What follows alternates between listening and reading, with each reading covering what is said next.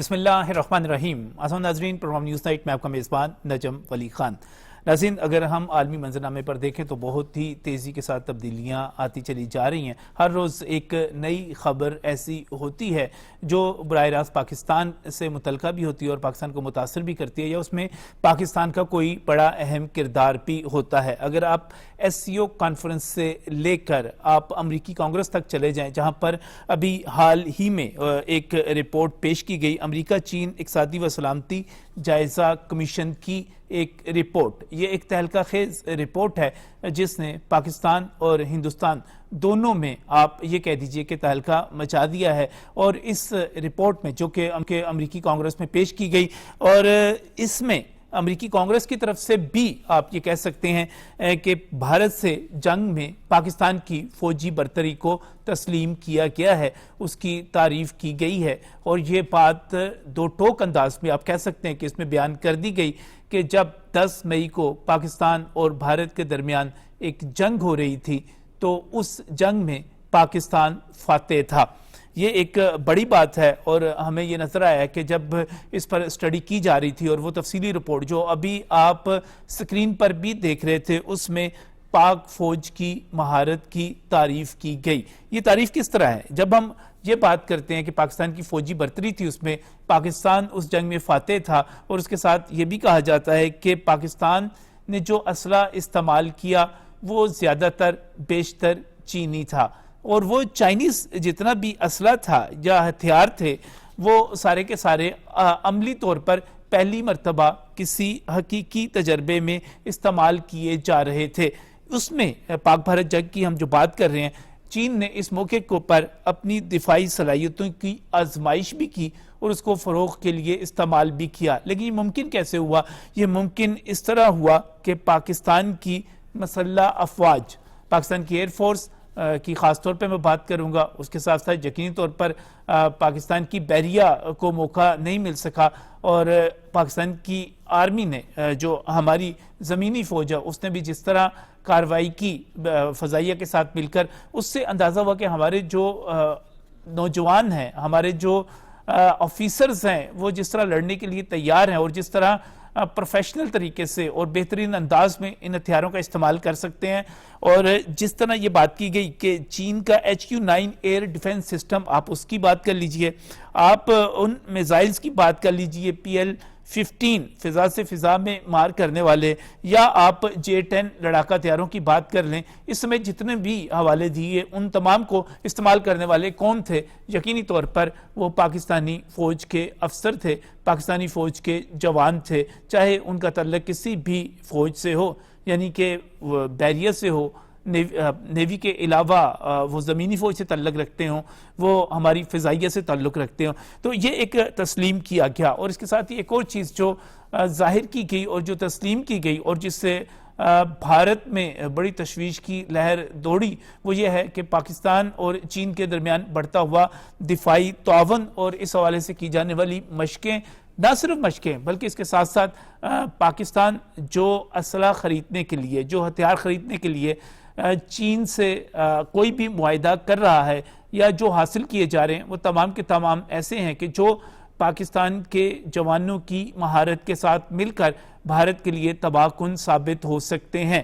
ایک طرف امریکی کانگریس میں یہ رپورٹ ہے، اور دوسری طرف ہم یہ دیکھ رہے ہیں کہ ہمارا بہت ہی قریبی دوست برادر اسلامی ملک، میں سعودی عرب کی بات کر رہا ہوں، سعودی عرب امریکہ کے ساتھ ایک بڑے معاہدے کی طرف پہنچا ہے۔ اس پر جب محمد بن سلمان پہنچے وہاں پر وائٹ ہاؤس میں، کل جب نیوز نائٹ دیکھ رہے تھے تو اس وقت یہ تقریب ہو رہی تھی، آپ نے اس کو براہ راست وہاں پر پریزیڈنٹ ٹرمپ کو بھی سنا، اور اس کے ساتھ ساتھ وہاں پر سعودی ولی عہد محمد بن سلمان بھی موجود تھے۔ جو وہاں کوئی باتیں ہوئیں اور جو وہاں پر ایگریمنٹ ہوا، ایک تو امریکہ اور سعودی عرب کے درمیان جس طرح تعلقات بڑھتے چلے جا رہے ہیں، اور آپس میں وہ ایک اسٹریٹجک دفاعی معاہدے پر بھی دستخط کر رہے ہیں، اس کا باقاعدہ اعلان ہو رہا ہے۔ اور اس کے ساتھ ساتھ جو بڑی بات کی جا رہی ہے کہ سعودی ولیعہد نے جو شرط عائد کی کہ ہم ابراہیم معاہدے کا حصہ بننا چاہتے ہیں، لیکن اس کو مشروط کیا فلسطین کے 2 ریاستی حل کے ساتھ۔ یہ ایک بڑا ایک اہم پہلو ہے، اس پر بھی ہم آج کے پروگرام میں بات کریں گے کہ آگے بڑھنے کے لیے خاص طور پہ جب ہم فلسطین میں امن کی بات کرتے ہیں تو کیا حکمت عملی ہونی چاہیے؟ اس وقت پاکستان اپنے دیگر 7 اسلامی برادر ممالک کے ساتھ فلسطین میں امن کے لیے ایک موو جو چلا رہا ہے، اس میں 9واں ملک امریکہ ہے، اور امریکہ کی طرف سے پیش کی گئی سلامتی کونسل میں جو قرارداد منظور کی گئی ہے اس میں ISF یعنی کہ ایک استحکام، بین الاقوامی استحکام فورس کی بات کی گئی ہے، اس پہ بھی آگے بڑھیں گے۔ اور پاکستان چونکہ اس وقت ان ممالک میں شامل ہے، ان 13 سلامتی کونسل کے ارکان میں شامل ہے جنہوں نے اس پر ووٹ کیا، تو آگے جو بھی منظرنامہ بنے گا پاکستان کی اہمیت سے انکار نہیں کیا جا سکتا۔ اس تمام صورتحال میں جب پاکستان کی اہمیت بڑھتی چلی جا رہی ہے اور ہمارا دشمن بھارت، جس کے بارے میں سابق وزیر خارجہ اور پاکستان پیپلز پارٹی کے چیئرمین بلاول بھٹو زرداری نے گزشتہ روز بڑے واضح انداز میں کہا تھا کہ وہ اب منہ چھپاتا ہوا پھر رہا ہے، وہ ہمیں کسی بین الاقوامی فورم پر نظر نہیں آتا۔ نریندر مودی اپنی جتنی اس کی جارحیت ہے یا اس کی جتنی عالمی سطح پر سازشیں ہیں، چاہے وہ پاکستان کے خلاف ہوں، چین کے خلاف ہوں، یہاں پر خطے میں ہوں، بنگلہ دیش کے خلاف ہوں، یا وہ تمام دہشت گردی ہو جو اس نے کینیڈا میں کی یا امریکہ میں کی یا دنیا کی دیگر ممالک، خاص طور پہ جب ہم سکھ کمیونٹی کی بات کرتے ہیں تو آسٹریلیا میں، وہ ہمیں کہاں پہ کھڑا ہوا نظر آتا ہے۔ بات کریں گے ان تمام پہلوؤں کے حوالے سے۔ میں بہت ہی مشکور ہوں دفاعی تجزیہ کار ایئر کموڈور ریٹائرڈ خالد چشتی صاحب، وہ ہمیں پروگرام میں جوائن کر رہے ہیں، ان کو میں پروگرام میں خوش آمدید کہتا ہوں۔ اس کے ساتھ ہی میں مشکور ہوں ماہر بین الاقوامی امور ڈاکٹر شازیہ انور چیمہ بھی ہمیں جوائن کر رہی ہیں، بہت بہت شکریہ ڈاکٹر صاحبہ آپ کا بھی۔ میں اس کے ساتھ ہی سینئر سیاسی تجزیہ کار سینئر صحافی جناب جواد فیضی صاحب ہمیں اسلام آباد آفس سے جوائن کر رہے ہیں، اسٹوڈیو سے، میں انہیں بھی پروگرام میں خوش آمدید کہتا ہوں۔ اور سب سے پہلے خالد چشتی صاحب، یہ جو رپورٹ آئی اور اس میں جس طرح بات کی گئی چائنیز جو عسکری نظام تھا، ایئر ڈیفنس سسٹم کی بات کی گئی، میزائلوں کی بات کی گئی، لڑاکا طیاروں کی بات کی گئی، لیکن میں یہ سمجھتا ہوں کہ اس میں پاکستانی فوج کی ایکسپرٹیز، ان کی مہارت، ان کی جانفشانی، ان کی کمٹمنٹ، ان کا جو ایک لڑنے کا انداز اور ان کی تربیت، اب جو بھی کہہ لیں، ان کا پروفیشنلزم، وہ سب اس کو اگر اس میں سے نکال دیا جائے تو یہ خالی ہتھیار تو نہیں لڑ سکتے، ورنہ یہ رافیل طیارے بہت بھاری ہوتے ہیں ہم پر جو ہم نے تباہ کر دیے۔ کس طرح اس کو دیکھتے ہیں اس پوری رپورٹ کو؟ بہت شکریہ نجم صاحب، اور آپ نے بالکل ٹھیک پوائنٹ آؤٹ کیا ہے ان آسپیکٹس کو جن کو ہم ویسے روزانہ کی بنیاد پر اگنور کرتے رہتے ہیں، اور شاید ہم سمجھتے ہیں کہ یہ جو ڈیٹا دیا جا رہا ہے وہی سچ ہوگا۔ ایسا نہیں ہے۔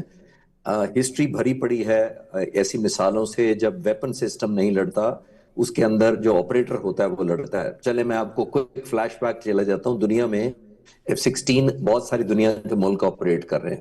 سوویت یونین اس وقت کا سپر پاور تھا 1979 میں جب اس نے قبضہ کیا افغانستان پر، اور آلموسٹ 89 تک وہ وہاں رہا۔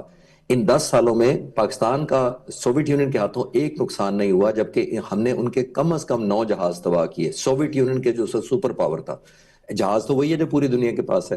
اگر آپ یہ ہندوستان کو بینیفٹ دینا چاہتے ہیں کہ وہ اس نے چائنا کی وجہ سے ساری ہماری جو شکست کھائی اس کی وجہ سے ہے، تو پھر میں رافیل کا سوال کرنے پہ حق بجانے میں ہوں گا کہ رافیل تو تقریباً 2001 سے 24 سالوں میں مختلف ملک آپریٹ کر رہے ہیں، اور آج تک صرف 9 جہاز تباہ ہوئے ہیں رافیل، جب سے پچھلے 21 سالوں میں 270 کے قریب جہاز اس وقت دنیا میں اڑ رہے ہیں، بہت سارے ملک اڑا رہے ہیں۔ آج تک کامبیٹ میں کوئی لاس نہیں ہوا۔ 9 جہاز جو تباہ ہوئے ہیں، 2 جہاز آپس میں ٹکرا گئے تھے، 6-7 جہاز جو مختلف ایکسیڈنٹس کی وجہ سے، ٹیکنیکل کی وجہ سے ہوئے ہیں، 6 پائلٹ آج تک اپنی جان سے گئے ہیں۔ آج تک کوئی کامبیٹ مختلف ملکوں میں جب ہوئی بھی ہے رافیل کی تو لوز نہیں ہوا۔ تو پھر آیا انڈین یہ کہنا چاہیں گے کہ جو رافیل 4 تباہ ہوئے ہیں وہ ان کا قصور ہے؟ ایک طرف وہ کہتے ہیں کہ اگر ہم نے مار کھائی ہے تو وہ چین کی وجہ سے کھائی ہے، لیکن اگر آپ نے وہ جہاز گرائے ہیں جو کبھی کسی نے نہیں گروائے پوری دنیا میں، تو پھر آپ اس کا حساب دینا چاہیں گے۔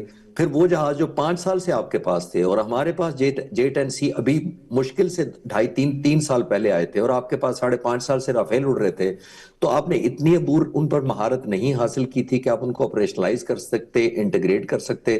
وہ کس کام کے جہاز تھے جن کو آپ جنگ کے درمیان اتنا زیادہ ہیوی نقصان آپ نے اٹھایا؟ مراج 2000 آپ گروایا جس کو تقریباً 30 سال سے اس کو آپریٹ کر رہے ہیں، MiG-29 جس کو تقریباً 35-40 سال سے اڑا رہے تھے وہ بھی لوز کروایا۔ تو تو آپ کی اپنی اسکل کہاں ہے؟ اس کا مطلب ہے چائنا سے ہم نے ابھی ابھی لیا تو آپ کہتے ہیں کہ، اور میں تو اکثر ایک لائٹر نوٹ پر کہتا ہوتا ہوں کہ، اور میں ابھی کینیڈا گیا تھا 2-3 مہینے پہلے اور امریکہ میں کچھ لیکچر دینے، تو میں ریپیٹ کر دیتا ہوں میں معذرت کے ساتھ. وہاں ایک انڈین جرنلسٹ تھے، سکھ تھے وہ، پنجابی میں انہوں نے میرے ساتھ انٹرویو کیا اور انہوں نے کہا کہ ہماری ایئر فورس کو جو آپ سے مار پڑی ہے وہ تو چائنا کی وجہ سے پڑی ہے. تو میں نے پھر ان کو یہی مثال دی تھی کہ جاوید میانداد اور اگر ٹنڈولکر یا کوہلی میرے سے بیٹ لے کے چلے جائیں اور سینچری بنا دیں تو میری سینچری نہیں ہوگی. اور میں کہوں جی وہ اصل میں بیٹ میرا تھا. وہ کوہلی سینچری اس لیے بناتا ہے کہ وہ کوہلی، اور میانداد اس لیے سینچری بناتا ہے کہ وہ میانداد ہے. اس کا مطلب ہے کہ ویپن سسٹم سیلف کچھ نہیں ہوتا. آج تک J-10C دیکھیے کسی ملک نے آرڈر نہیں کیا تھا. پاکستان نے 3 سال پہلے لیا تھا، چائنا نے پہلا ملک تھا پاکستان کو دیا، اب ایجپٹ میں دیا ہے اور چائنا کے بہت سارے لوگ لینا چاہ رہے ہیں. JF-17 کے لیے بہت سارے ملک نے انٹرسٹ شو کیا. تو میں کیا ثابت کرنے کی کوشش کر رہا ہوں کہ صرف جہاز نہیں میٹر کرتے. اب ہمارے ساتھ جتنے ملک رابطہ کر رہے ہیں، میں آپ کو کنفرم کر سکتا ہوں فرام ویری اتھینٹک سورسز کہ بہت سارے دنیا کے لوگ اور ملک جو ہیں، ایئر فورسز خاص طور پر، وہ ہماری ٹریننگ جاننا چاہتی ہیں کہ آپ نے انٹیگریٹ ان ویپنز کو کیسے کیا. تو یہ اپنے آپ کو خیال کرنے کے لیے، الیکشن جیتنے کے لیے، پولیٹیکل مانگرنگ کے لیے، ایک سلوگن کرنے کے لیے، تو اپنے آپ کو لوگوں کو 1.4 بلین لوگوں کو آپ وہ سو کالڈ وار ٹرافی نہیں دکھا سکے جو آپ نے کہا تھا کہ ہم تو خون اور پانی اکٹھا نہیں بہنے دیں گے، ہم سبق سکھائیں گے. وہ وار ٹرافی ہندوستان کے لوگ حق بجانے ہیں ہمیں پوچھنے میں کہ وہ کہاں گئی. کیونکہ آپ نے وار آبجیکٹیو اچیو کر کے دینے ہوتے ہیں، خاص طور پر اگر اوفینس آپ کے ہاتھ میں ہو. جب آپ نے لانچ اوفینس خود کرنا ہے تو آپ نے پھر کچھ دکھانا ہے، کیونکہ انیشیٹو آپ کے پاس ہے، ٹائمنگ آپ کے پاس ہے، ویپن کی چوائس آپ کے پاس ہے، جگہ کہاں مارنا ہے آپ نے، آپ کی چوائس ہے. پھر بھی آپ جہاز لوز کروا دیں تو پھر لوگوں کا تو حق بجانے میں ہے آپ سے سوال کرنا. اس کے ساتھ ہی ڈاکٹر شازیہ انور شیمہ ہمارے ساتھ موجود ہے. ڈاکٹر صاحب، یہ جب ہم دیکھتے ہیں، میں اس رپورٹ کو دیکھ رہا تھا اور اس میں تسلیم کیا جا رہا تھا کہ اب پاک چین دفاعی تعاون جو ہے وہ بڑھتا چلا جا رہا ہے. ایک طرف ہم چین کے ساتھ ہمارا دفاعی تعاون، ہم اکٹھے ایکسرسائزز ہیں، مشقیں ہیں وہ کر رہے ہیں، ہم جو ہے اسلحے کی خریداری سے لے کر باقی چیزوں میں ساتھ چل رہے ہیں. دوسری طرف ایک بہت ہی زبردست قسم کا ہمیں ایک آپ یہ سمجھیں کہ ایک بیلنس نظر آتا ہے، توازن نظر آتا ہے کہ دوسری طرف ہم امریکہ کے ساتھ بھی، امریکی صدر بھی ہماری تعریف کرتے نظر آتے ہیں. کل رات انہوں نے پھر ایک دفعہ ذکر کیا، اور مجھے نہیں علم، مجھے تو گنتی بھول گئی کہ پتہ نہیں یہ 55ویں دفعہ تھا کہ 60ویں تھا یا 70ویں دفعہ تھا، انہوں نے پھر ذکر کر دیا اس جنگ کا. تو یہ جو بیلنس ہے، اور خاص طور پہ اس میں ہمارے دوست ملک سعودی عرب کا جا کر ایک معاہدہ کرنا امریکہ کے ساتھ، اس کا امپیکٹ دونوں پہ ذرا اپنی رائے دیجیے گا. دیکھیں، امریکہ نے اور خاص طور پہ ٹرمپ نے تو چھیڑ بنا لی ہے نا. وہ بات کر دیتے ہیں اور انڈیا کے اندر جو ہے وہ اس دن پھر موت کا سماں ہوتا ہے، اور پھر سمجھ نہیں ان کو آ رہی ہوتی کہ اس کو کور کریں، اس کو نہ کور کریں، اس پہ بات کریں یا نہ کریں.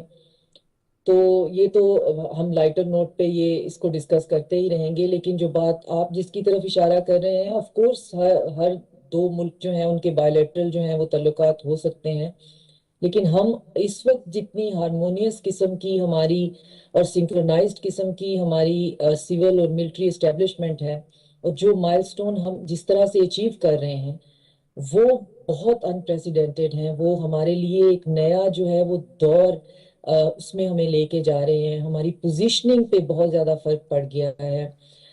ہماری جو موجودگی ہے اس کی اہمیت پہ بہت فرق پڑ گیا، اور یہ ماننے میں کسی قسم کی وہ ہمیں پس و پیش سے کام نہیں لینا چاہیے. ہمارے دوست ممالک میں سعودی عربیہ اور چائنا کے علاوہ ہمارے آذربائیجان کے ساتھ بہت اچھے تعلقات ہیں. آپ کو یاد ہوگا کہ انہوں نے تو ہم سے یہ بھی کہا تھا کہ جب یہ اگریشن ہوئی تھی انڈیا کی طرف سے کہ آپ ہماری فوج لے جائیں، تو ہم نے انہیں کہا تھا کہ ضرورت ہوگی تو ضرور. تو ہمارا تو ان کے ساتھ یہ تعلق ہے. ہمارا ترکیے کے ساتھ جو ہے وہ جس طرح کا تعلق ہے، خلیج کے باقی ممالک کے ساتھ ہمارا جو تعلق ہے، ہمارے ڈیفنس ایگریمنٹ ہیں یورپ کے بہت سے ممالک کے ساتھ. ہمارے پاس پولینڈ کے جو ہیں وہ مندوبین آئے ہوئے تھے، بیلاروس کے اس سے پہلے آئے ہوئے تھے. تو ہم اس میں یہ وار مانگرنگ ایک اور چیز ہوتی ہے ایک بڑی، اس میں بھی جو ہے وہ تھوڑی پنجابی وزڈم ہمیں ہیلپ کرتی ہے کہ یہ جو جس نے تھپڑ مارنا ہوتا ہے وہ کبھی یہ نہیں کہتا کہ میں اب تمہارے منہ پہ چپیڑ مارنے کے لیے آ رہا ہوں، میں آ رہا ہوں، میں آ گیا ہوں، میں آ گیا ہوں، میں چپیڑ مارنی ہے ہوں، 2 منٹ رہ گئے نے ہوں، 2.5 منٹ رہ گئے نے. جس نے مارنی ہے وہ رب کے پھر منہ کے اوپر لگاتا ہے اور اس کے بعد پھر لگ سمجھ جاتی ہے جب پوری بتیسی باہر آتی ہے. اور یہ جو کہہ رہا ہوتا ہے کہ جی میں نے آپ کو چپیڑ مارنی ہے مارنی ہے، اس کا مطلب ہے کہ وہ صرف کہہ رہا ہوتا ہے، اور ساتھ میں وہ ساتھ والے کو کہہ رہا ہوتا ہے کہ میں اگے ہوا تو مجھے پھاڑ لیں. تو یہ آپ نے جگت بہت دفعہ سنی بھی ہوگی، دیکھی بھی ہوگی کہ پھر ساتھ میں انہوں نے ایک چیلا رکھا ہوا ہوتا ہے کہ جب بھی میں آگے تھوڑا سا ہونے لگوں تو مجھے پکڑ لیں.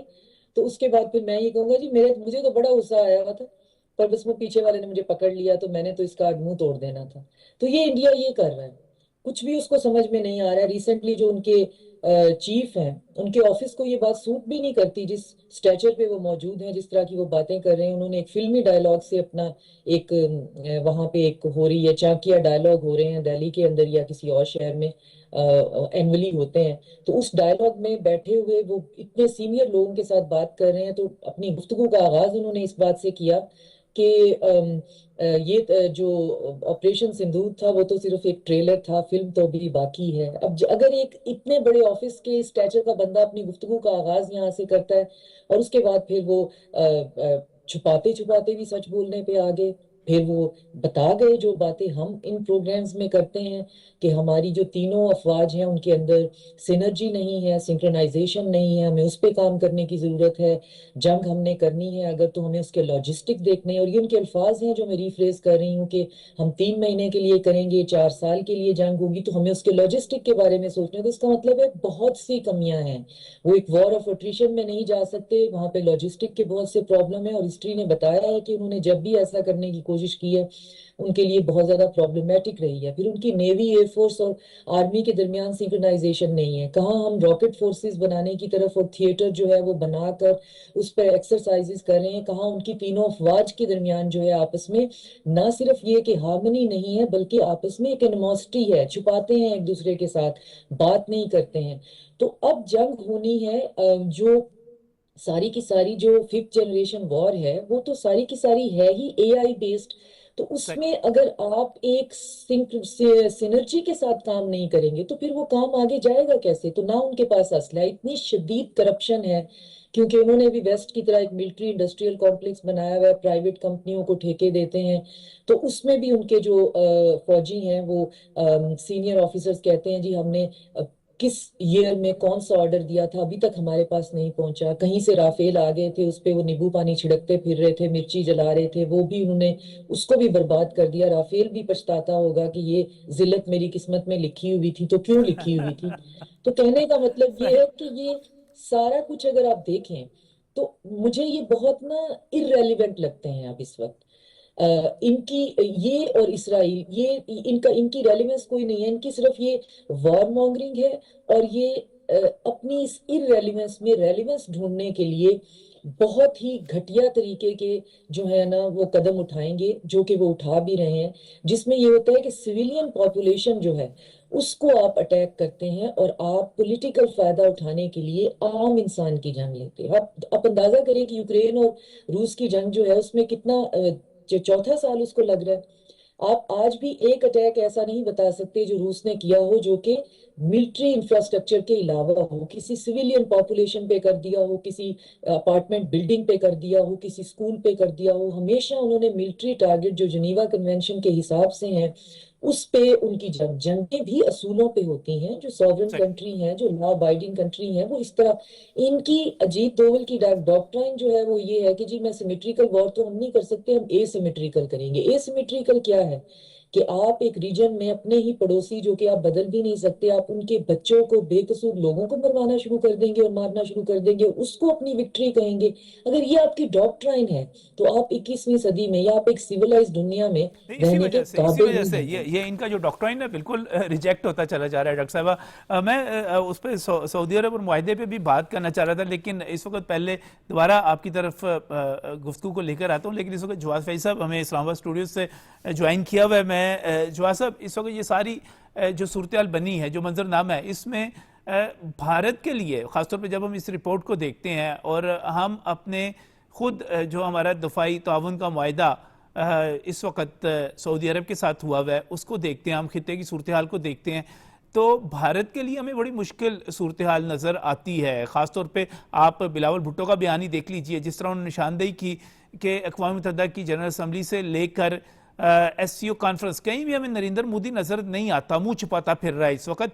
आप इस मंजरनामे में ये जो रिपोर्ट पेश हुई, ये जो इस वक्त पेशरफ्त हो रही है, इस तमाम में पाकिस्तान का किरदार क्या देखते हैं, कहां पर देखते हैं?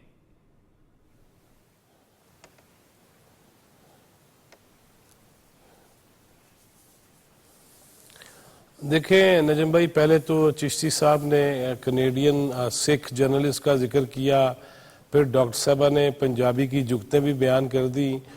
लिहाजा पाकिस्तान के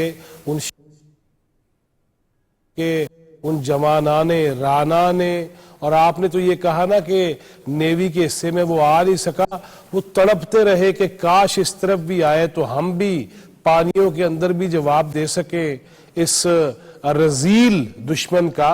और जो डॉक्टर साहब अभी कह रही थी कि ये कोई जंग हुई कि आप बुजुर्गों को मार दें, मेरा मजहब तो ये कहता है कि दरख्त भी ना काटे, मेरा मजहब तो ये कहता है कि इबादत गाहों पे हमला भी ना करें, मेरा मजहब तो ये कहता है कि बुजुर्गों, ज़ईफ़ों, ख़वातीन पे हमला आवर नहीं होना, मेरा मजहब तो ये कहता है कि बच्चों पे हमला आवर नहीं होना।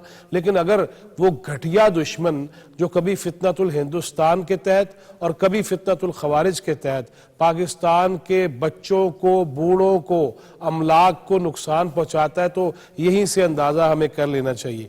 रह गई बात यह कि कांग्रेस रिपोर्ट के अंदर बड़ा वाज़े बयान कर दिया गया, और आप अभी कह रहे थे कि एग्जैक्टली याद नहीं, मेरी दानिश में मेरा ख्याल है कि अभी तक जो है वो 72 टाइम्स जो है वो अमरीकी सदर डोनाल्ड ट्रंप पाकिस्तान की फतह का और राफेल तैयारों के गिरने का जिक्र कर चुके हैं। मेरी जो दानिश में, हो सकता है एक दो ऊपर नीचे हो जाए। अब 72 दफा जब जिक्र आएगा तो वो 72 दफा ही हिंदुस्तान के अंदर वो गोले भी बरसेंगे, मातम भी होगा। हाँ, एक बात जरूर है जो अभी डॉक्टर साहबा फरमा रही थी ना कि इसराइल और हिंदुस्तान, वो थोड़ी बहुत जो सोशल मीडियम पे उनकी आबादी ज्यादा है, उनका इन्फ्लुएंस ज्यादा है, वो जिन ममालिक में बैठे हुए इसराइली या हिंदुस्तानी जिन ममालिक में बैठे हैं और खुद अपने मुल्क में वो तादाद में ज्यादा है, वो रोज इस छोटी सी मशीन पे एक भी रीट्वीट करना शुरू कर दे तो वो हमसे बढ़ जाती है। लिहाजा अगर तो सोशल मीडियम पे जंग जीतनी है तो हिंदुस्तान जीत गया होगा, लेकिन मैं ये समझता हूं कि जनरली और इनफैक्ट जो जंग जीती है हमने, कांग्रेस की रिपोर्ट भी आ गई, पाक चीन आपस में जो बाहमी मुआहदे हैं, जो मुश्तरका कॉज हैं, और इसके साथ साथ देखिए इस पूरे वाक़े के बाद, मई के बाद आप अगर ये तनाजुर में देख लें तो हिंदुस्तान की वो मशकें नजम भाई नहीं हो सकी जो पाकिस्तान ने मुश्तरका मशकें की हैं मुख्तलिफ ममालिक के साथ, अभी भी इंडोनेशिया के साथ जारी हैं। लिहाजा हम तो बढ़ते चले जा रहे हैं, हम तो फिजाओं में भी हैं, हवाओं में भी हैं, जमीन पे भी हैं, पानियों में भी हैं। लिहाजा इस सारी सूरत हाल में ये इदराक बहरहाल अमेरिका को जो हुआ है और जिस उसकी जो रिपोर्ट्स आ रही हैं, ये हमारे लिए फख्र का मकाम है। हाँ, हमें इसको सिर्फ फखरिया तौर पे नहीं लेना, बल्कि आंखें भी खुली रखनी है, कान भी खुले रखने हैं। मुस्तैद और चौकस तो हम हैं, लेकिन अवामी सतह पे और जो सहूलतकार है ना, जो कभी दहशतगर्दों को बसा देते हैं, कभी अंदर से ही, आज मैं एक ऐसी शख्सियत का, मैं सियासत की तरफ नहीं जाना चाहता, लेकिन आज मैं एक शख्सियत का मुतालबा ये देख रहा था स्क्रीन के ऊपर कि अफगानिस्तान और पाकिस्तान को चाहिए कि यूं करे। यार आप पाकिस्तानी हैं, आप पाकिस्तान के मुकदमे को लेके आगे बढ़े और रियासत के साथ खड़े हों। लिहाजा ये वो चीजें हैं जिसे हमें अंदरूनी सतह पे भी नजम साहब लेके चलना होगा, मीडिया को किरदार अदा करना होगा और मिंबर महराब से भी आवाज आनी चाहिए और मुश्तरका आनी चाहिए। और मैं ये समझता हूं कि अगर इसमें किसी ने तसाहुल बरता तो वो कौमी मुजरम होगा। मेरे नजदीक वतन से मोहब्बत। जब हमारी लड़ाई इंडिया से है या हमारी लड़ाई अफगानिस्तान से है, हमारा इख्तलाफ किसी से भी है, तो हमने सिर्फ पाकिस्तानी बनकर सोचना। मैं खालिद साहब अभी बीच में राब्ता मुनक़ता हुआ, मैं आपसे ये बात कर रहा था कि मैं army chief, Indian army chief का बयान सुन रहा था। वो एक तरफ तो ये कहते हैं कि हमने जनाब, ये तो ट्रेलर था, अभी डॉक्टर साहब भी जिक्र कर रही थी, अभी फिल्म बाकी है, और दूसरी तरफ उसके साथ ही वो ये भी कहते हैं कि हमें मज़ीद असला ख़रीदना, और इतला ये है कि वो अपने दिफाई बजट में, अपने जंगी बजट में मज़ीद इजाफा करने जा रहे हैं। क्या फ़र्क पड़ेगा, हमें कितना जो है इसको सीरियस लेना चाहिए इंडिया की तरफ से, जो पहले ही हमसे 7 से 8 गुना ज़्यादा उनका बजट है, मज़ीद इजाफा उसका? देखिए नजम साहब, मुझे तो बहुत कंफ्यूजिंग लाइन ऑफ एक्शन लग रहा है उनका। एक तरफ वो कहते हैं कि हमने सबक सिखाना था, ये ट्रेलर था। मुझे ये नहीं समझ आती, ये ट्रेलर आपकी मर्जी से शुरू हुआ तो आपने ट्रेलर के साथ फुल फिल्म क्यों नहीं चलाई? पहली बात तो राइट। ये है। और आप लोगों को कहते फिर रहे हैं कि हम जीत रहे थे, हम तो बड़ी डोमिनेंट थे, हमने पाकिस्तान को ये सजा दे दी, इतने बेसिस पर हमला कर दिया। तो आपको किसने रोका था? पहली बात ये है। फिर जब ये एडवेंचर किया या मिस एडवेंचर किया तो सीज फायर हमारे कहने पे आपने करना था। आपके वॉर ऑब्जेक्टिव्स फॉल्टी थे। जब आपको शॉकिंग सरप्राइज मिला, आपके लिए एम्बैरेसमेंट हुई, तो आपको फिर प्रेसिडेंट ट्रम्प से राब्ता करना पड़ा।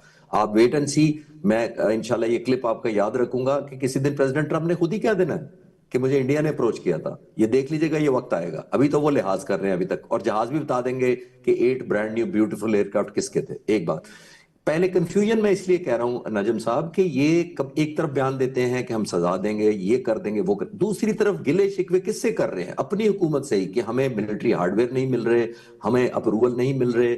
बहुत पुरानी बात नहीं करते। इस कॉन्फ्लिक्ट से पहले मैं आपको डेट बता देता हूं। 9 जनवरी 2025 को AP Singh, air chief marshal Indian air force के, वो क्या कहते हैं? वो कहते हैं हमने 9 साल पहले 40 तेजस का ऑर्डर किया था, हमें वो जहाज नहीं मिले। और अंग्रेजी में उन्होंने कहा कि technology delayed is technology denied. वो किससे गिला कर रहे हैं? हमसे तो नहीं कर रहे थे। एक तरफ वो एक एलिमेंट ऑफ डिसअपॉइंटमेंट है। चले आगे चलते हैं। इस कॉन्फ्लिक्ट खत्म होने के बाद मई में जो हमने 6 और 7 में जो शूटिंग की, 30 मई को उन्होंने पब्लिक सेमिनार में एक दफा फिर कहा। और क्या कहा? उन्होंने कहा कि जब मैं कॉन्ट्रैक्ट साइन कर रहा होता हूं, मुझे पता है होता है कि ये जो डिलीवरी टाइम लिखा हुआ है ये रियलिस्टिक नहीं है, हमें ये वेपन्स या ये जहाज इस टाइम पर नहीं मिलने, फिर भी मैं साइन कर देता हूं। चले, किससे गिला कर रहे हैं? मुझसे तो नहीं कह रहे थे, अपने लोगों से ही कह रहे थे। इसका मतलब है कि एक चीज याद रखिए नजम साहब, कि जब आपका सर्विस चीफ एक एलिमेंट ऑफ डिसअपॉइंटमेंट, हेल्पलेसनेस और बेबसी दिखाता है, तो वो ट्रिकल डाउन करती है down to the lowest soldier या सेलर या एयरमैन तक। वो भी उसी माइंडसेट में जाते हैं। एक सेल्फ पिटी मोड में आप रहना चाहते हैं तो नीचे के सोल्जर्स उस तरह नहीं लड़ते, नोइंगली के कमांडर इस तरह का है। एक और इंपॉर्टेंट बात मैं ऐड करता चलूं कि जब आपके सर्विस चीफ गलत बयानी करें कि 10-12 जहाज 5 महीने बाद आके कह रहे हैं 10-12 जहाज, यानी आपने काउंट ही नहीं 5 महीने में कर सके। एक बात, किस तरह वो अपने एयरमैन को फेस करते होंगे। मैं रिस्पेक्ट करता हूं as a professional air force, Indian air force की बड़ी काबिल एयरफोर्स है, उन्होंने गलतियां की हैं। बस यहां मैं कहना चाहूंगा, प्रोफेशनल कोई मसला नहीं है। अगर आपने एरर किए हैं तो ग्रेसफुल एग्जिट ले। फाइटर पायलट्स, हम हमेशा एक एग्जिट प्लान जरूर रखते थे कि एस्केप कैसे करना है डेंजरस सिचुएशन में से।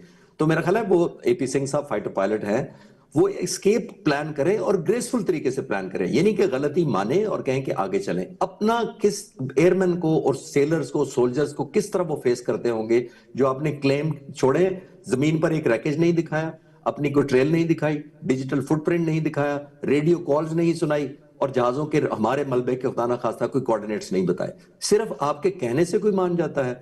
आप आखिरी बात नजम साहब एक और इस सब्जेक्ट के ऊपर जरूरी है, वो ये कहनी कि हमारा एयर वाइस मार्शल साहब 8 मई को हाजिर हुए आईएसपीआर में, लोगों के सामने डाटा दिया। जो डाटा अभी मैंने बताया कि सब कुछ देने के बाद वो चले गए।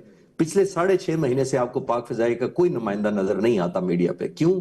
क्योंकि this is called the graceful exit and graceful silence, जिसको लोग क्रेडिबल साइलेंस कह रहे हैं।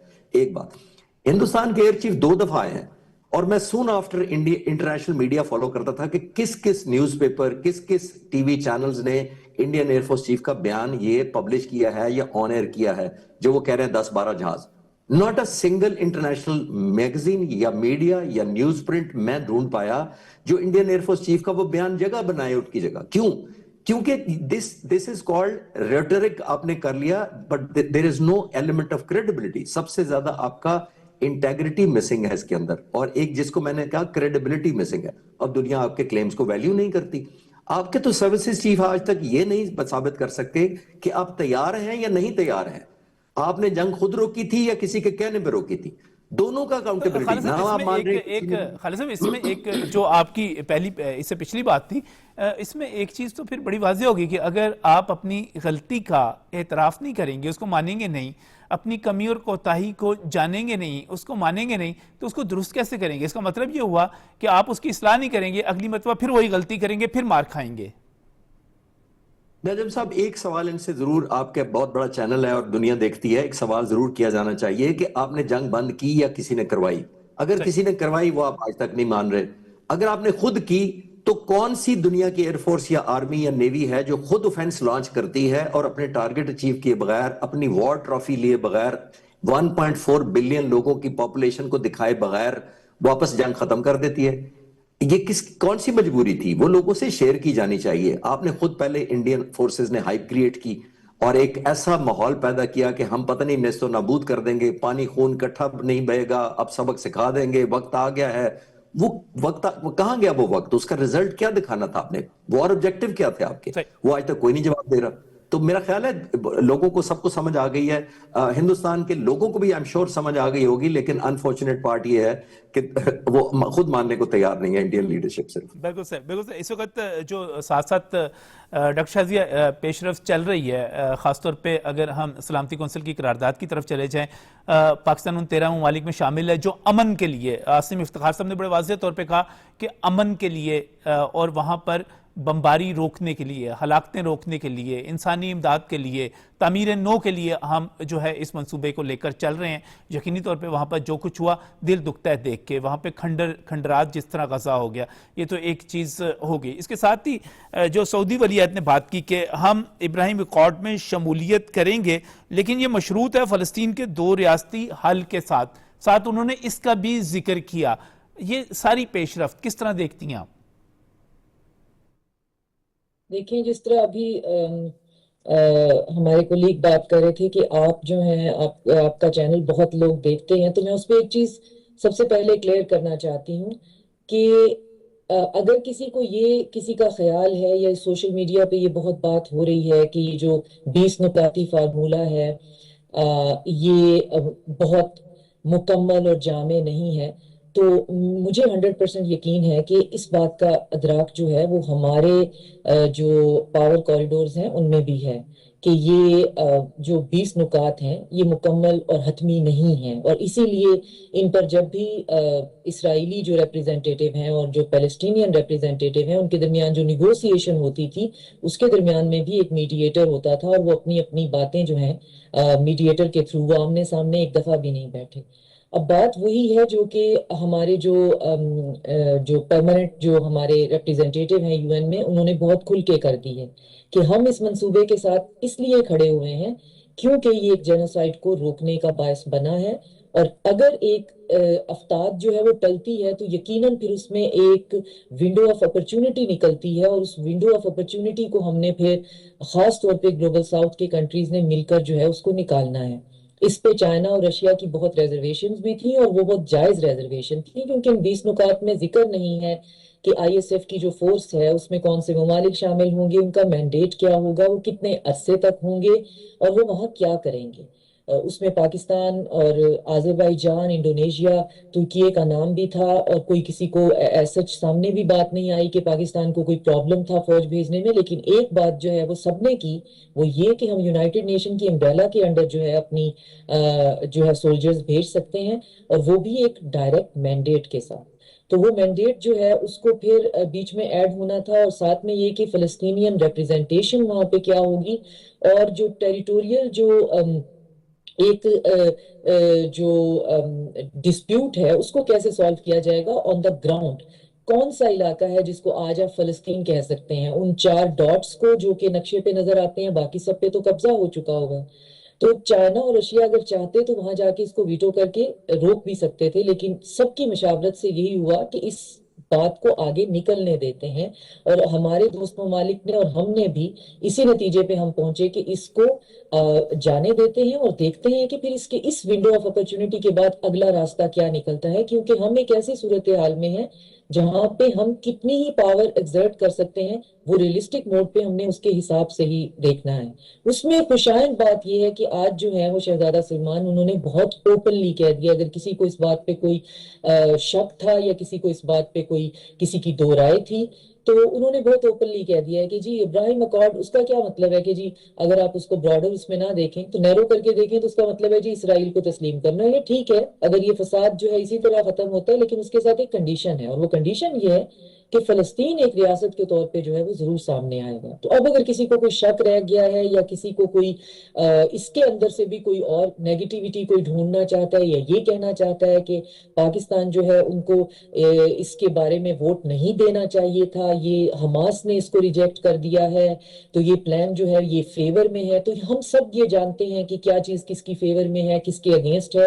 اگر چین اور رشیا جیسی بڑی طاقتیں جو ہیں وہ اس نتیجے پہ پہنچی ہیں کہ فی الحال یہی بہترین قدم ہے، تو یقیناً یہی بہترین قدم ہے، کیونکہ اس وقت جو ہمارے ہاتھ میں آ رہا ہے ہمیں وہی لینا ہے. اور جیسے ہم نے آج دیکھ لیا ہے کہ سعودی عربیہ اور ڈاکٹر صاحب اس میں ایک ایڈ کر لیجئے کہ صرف چین اور امریکہ کی بات نہیں بلکہ پاکستان اپنے باقی 7 دیگر جو اسلامی ممالک ہیں ان کے بھی ساتھ کھڑا ہوا ہے. ہمیں سعودی عرب، ترکیہ، یو اے ای، قطر، اردن، مصر، ان سب کے بھی ساتھ مل کر چلنا ہے. کتنے ایکسٹینسو وزٹ ہیں فیلڈ مارشل عاصم منیب کے اور ہمارے جو پرائم منسٹر ہیں شہباز شریف کے، کہ کس طریقے سے اس کی ڈویژن ہوئی ہوئی تھی کہ ایجپٹ سے لے کر جارڈن تک اور پھر گلف تک اور سینٹرل ایشیا، ایران اور سارے کا سارا ہم نے اپنا ریجن جو ہے وہ کور کیا ہے ایک ایک ملک میں جا کے. تو ڈیفینیٹلی وہاں پہ جو ایجنڈا لسٹ میں سب سے اوپر ہوگی چیز وہ اس وقت فلسطین اور اس کا جینوسائیڈ ہی ہے. تو یہ چیزیں جو ہیں وہ بہت ایکسٹینسو مشاورت سے جو ہیں وہ سامنے آئی ہیں. اور اب اس میں ان تمام ممالک نے اب مزید، جو آپ کے ناظرین کے لیے میں عرض کرتی جاؤں کہ یہ جو 20 نکات ہیں ان کے اندر مزید امینڈمنٹ بھی ہو گئی ہیں. یہ امینڈڈ جو ہے ایک اور شکل میں جو ہے اس کی منظوری ہوئی ہے، جس کے اندر فلسطین کی ریاست کا ذکر بھی ہے، جس کے اندر اس بات کا بھی ذکر ہے کہ یہ جو آئی ایس ایف ہے، اسٹیبلائزنگ فورس ہے، وہ صرف 2 سال کے لیے ہوگی. اور ساتھ میں یہ کہ وہاں پہ کوئی اور باہر کی پارٹی جو ہے اس پورے کو سپروائز نہیں کرے گی، بلکہ وہاں پہ فلسطینی ہوں گے جو کہ اس کو سپروائز کریں گے. تو چیزیں جو ہیں وہ اسی طرح سے، اتنے جو سوشل میڈیا کی نوائز ہے وہ اپنی جگہ پہ ہے، لیکن جو لوگ کام کر رہے ہیں اس پہ وہ بہت ارنیسٹلی کر رہے ہیں. اور خاص طور پہ جو پاکستان کا اس میں کردار ہے وہ اگر اس کو ہم بات کرنے بیٹھ جائیں، ایک تو خیر وہ ایک پروگرام میں اس پہ بات ہو نہیں سکتی ہے کہ کتنا گہرائی تک جا کر ہم اس چیز کو پش کر رہے ہیں کہ فلسطینیوں کے ساتھ جو کچھ بھی ہو رہا ہے اس کا کسی طریقے سے کوئی ازالہ ہو جائے. اور وہ ازالے کی ایک ہی شکل ہے. اس وقت صورتحال جتنی خوفناک ہے، جتنی پیچیدہ ہے اور جس طرح یہ اشروں سے چلتی چلی آ رہی ہے، اس میں ہم نے آگے بڑھنا ہے، کوئی نہ کوئی ایسی پیش رفت کرنی ہے. اور خاص طور پہ پچھلے 2 سال جو گزرے اس کے حوالے سے جواد فیض صاحب، ابھی سوشل میڈیا کی بات ڈاکٹر صاحب نے بھی کی، آپ بھی اس سے پہلے سوشل میڈیا کی بات کر رہے تھے. سوشل میڈیا پہ اعتراضات جو ہو رہے ہیں، آپ اسلام آباد میں قومی اسمبلی میں جاتے ہیں، سینٹ میں جاتے ہیں، وہاں پر لوگوں سے ملتے ہیں، حکومتوں سے ملتے ہیں. میں کل عاصم افتخار صاحب کی اس تقریر کو دیکھ رہا تھا، سن رہا تھا. میں نے اس سے پہلے اسحاق ڈار صاحب کی تقریر سن لیجئے، شہباز شریف صاحب کی تقریریں سن لیجئے. آپ کو کسی جگہ لگا کہ پاکستان اپنے کسی اصولی موقف سے پھرا ہے، امن کی خواہش سے ہٹا ہے، یا وہ یہ چاہتا ہے کہ بیچ میں کوئی اس میں سیاست ہو؟ خلوص دل کے ساتھ ایک کوشش کی جا رہی ہے. آپ نے کیا فیل کرتے ہیں کہ ارادہ ہے کیا، سوچ ہے کیا اس وقت اسلام آباد کی؟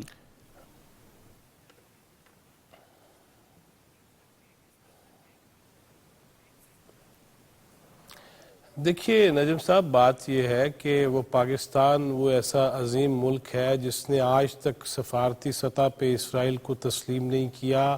پاسپورٹ پہ لکھا ہوا ہے کہ یہ ڈاکومنٹ اسرائیل کے لیے نہیں ہے، لہٰذا اس پہ تو ہم پیچھے ہٹ ہی نہیں سکتے. اور آپ نے بالکل صحیح ذکر فرمایا، ہمارے فیلڈ مارشل ہوں، پرائم منسٹر ہوں، ڈپٹی پرائم منسٹر اور وزیر خارجہ ہوں، وزیر اطلاعات ہوں، اور دیگر جتنے بھی حکومتی ذمہ داران ہیں، خواجہ آصف صاحب ہو، یہ تو آئے روز ہم کہتے رہتے ہیں. یہی میں عرض کر رہا تھا کہ اگر تو ہم نے سوشل میڈیم کی وجہ سے ذہن بنانے ہیں تو معاف کیجیے گا اللہ ماشاءاللہ. اور وہ لوگ اس پہ پروپیگنڈا کر رہے ہیں. دیکھیے فلسطین نے خود اس پورے معاملے پہ، اس قرارداد پہ نہ صرف اظہار اطمینان کیا بلکہ اظہار تشکر کیا ہے. اب مجھے بتائیں کہ ہم فلسطین سے زیادہ تو نہیں ہو سکتے، لہٰذا دیگر عرب ممالک جن کے تعلقات بھی ہوں، جن کے کاروبار بھی ہوں، اس کے باوجود ہمیں انتہائی لالچ دیے گئے ہوں ماضی میں. آپ کو یاد ہے نجم بھائی، ہم نے انٹرویوز بھی اس پہ بہت سارے کیے ہوئے ہیں مل کے، کہ نواز شریف صاحب کا دور ہو، بینظیر بھٹو شہید کا دور ہو، تب بھی یہ مفروضوں پہ باتیں کی جاتی تھی کہ اسرائیل کو تسلیم کرنے کی की बातें हो रही हैं और हमारी एड़ियां रगड़ी जाती थी पूछ के लीडर से कि बताया जी क्या करना चाहिए। लिहाजा मसला यह है कि हम तो आज तक हमारे तो पाँव में कभी रखना नहीं पड़ा, इसराइल के हवाले से हमारा असूली मौक़िफ़ है। लेकिन मुझे अफसोस इस बात का है वो लोग ये प्रोपेगेंडा करते हैं सोशल मीडियम के ऊपर मादर पिदर आज़ादी के साथ कि जिनके बानी ने, मैं खुद मौजूद था जेल के अंदर जब वो भाषण दे रहे थे कि इंसानी हुकूक क्या होते हैं और पाकिस्तान में इंसानी हुकूक का मामला है, तो बस इतना ही पूछा था ना यार कि इमरान अहमद नियाज़ी साहब आप यहाँ तो इंसानी हुकूक की बात कर रहे हैं, आपको फ़लस्तीन और गाज़ा नज़र नहीं आ रहा और उस पर वो सीख पाओगे। मैंने तो यही कहा था कि आप इसराइल की मजम्मत क्यों नहीं करते।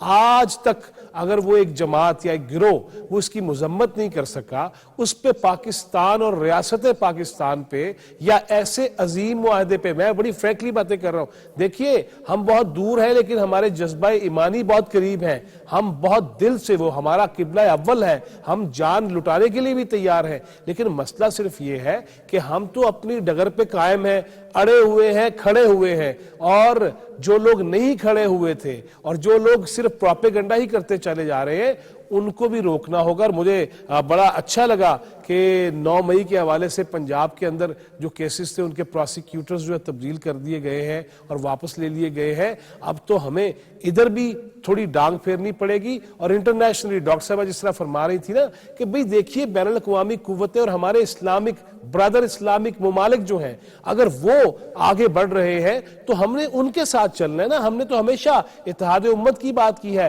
वातसिमू बिहब्लिल्लाहि जमीअन वला तफर्रकू की बात की है, लिहाजा हम तो उधर ही चलेंगे। लिहाजा ये अंदरूनी थोड़े से चीजें डाल देना, अजहान को परागंदा कर देना, दिमागों के अंदर कोई मुनाफरत पैदा कर देना, मेरा ख्याल है कि इससे फर्क नहीं पड़ेगा। हाँ, दुआ ये करनी चाहिए जिस तरह डॉक्टर साहब ने कहा कि वो 20 नुकात अभी बहुत ज्यादा वाज़े नहीं है, लेकिन कम से कम वो फलस्तीनियों की इज्जत और जान जो लुट रही थी, जो मर रहे थे, जो शहीद हो रहे थे, उसमें तवक्कुफ आया, उसमें कमी आई और हमने उधर ही बढ़ना है। और मैं ये समझता हूं कि अगर सऊदी अरब इतने ज्यादा मुआहदे कर रहा है अमेरिका के साथ और बाकी दीगर ममालिक भी, और हमारे भी जो सऊदी अरब के साथ दफाई मुआहदा है, एडा आसान नहीं है ट्रंप साहब वास्ते भी कि वो जो मर्जी कर जाएंगे इसराइल के हक में। उन्हें भी पता है कि बैनुल अक़वामी कुव्वतें और ताकतें, खासतौर पे इस्लामिक कुव्वतें और ताकतें, वो मेरा पीछा नहीं छोड़ेंगी और ये हकीकत है। और ये वाज़ेह चीज़ है, कोई तस्लीम करे या ना करे, ये बहरहाल हमारी एक बड़ी कामयाबी है कि माजी के मुकाबले में अमेरिका ने आउट ऑफ द वे जाके इजराइल का साथ नहीं दिया, बल्कि तमाम 8 इस्लामी ममालिक पाकिस्तान समेत उनकी बात भी सुनी गई। एक बात यहाँ पर बिल्कुल मैं शुक्रिया अदा करूँगा air commander retired Khalid Chishti साहब का, डॉक्टर शाज़िया अनवर चीमा साहिबा का और जवाद फैज़ साहब का प्रोग्राम में ज्वाइन करने के। मैं बिल्कुल वाज़ेह करना चाहता हूँ कि प्रोपेगेंडा जो मर्जी होता रहे, यहाँ पर सियासी मकासद के लिए जो मर्जी झूठ बोले जाते रहें और ख़ासतौर पर वो लोग बोलते रहें जिन लोगों ने 9 मई बर्पा किया, जिन्होंने पाकिस्तान को इक़्तिसादी तौर पर दिवालिया करने की साजिश तैयार की, और वो इस मौके पर एक मरतबा फिर पाकिस्तान के बारे में, पाकिस्तान की क़यादत के बारे में कन्फ्यूजन पैदा करें। लेकिन पाकिस्तान की हुकूमत की तरफ से, पाकिस्तान के ज़िम्मेदारान की तरफ से, चाहे वो कोर कमांडर्स कॉन्फ्रेंस हो, चाहे वो आर्मी चीफ कहीं पर, फील्ड मार्शल कहीं खुद गुफ्तगू कर रहे हों, चाहे वो वज़ीर आज़म पाकिस्तान हो, चाहे वो वज़ीर ख़ारजा हो, चाहे वज़ीर इत्तलाआत का इस हवाले से कोई बयान हो, हर मरतबा एक ही चीज़ वाज़िया की गई कि पाकिस्तान इसराइल को तस्लीम नहीं करता। ये चीज़ बिल्कुल दो टोक अंदाज में कह दी गई कि हम उस फ़लस्तीनी रियासत के क़याम के हामी हैं जो 1967 से पहले की सरहदों पर हो और उसका दारुल हुकूमत बैतुल मुक़द्दस शरीफ हो। हम अपने मौक़िफ़ में वाज़ेह हैं, उतने ही वाज़ेह हैं, उस तरह ही खुल के लिखा हुआ है जिस तरह हमने अपने पासपोर्ट पर लिखा हुआ है कि ये पासपोर्ट इसराइल के अलावा दुनिया के बाकी तमाम ममालिक के लिए कारगर है। हम इसराइल को तस्लीम नहीं करते, हमारे मौक़िफ़ में कोई इबहाम नहीं है, कोई कजी नहीं है, हम बिल्कुल क्लियर हैं, हम फ़लस्तीनियों के साथ थे, हैं और रहेंगे इंशाअल्लाह। आज के लिए इतना ही, अल्लाह हाफ़िज़।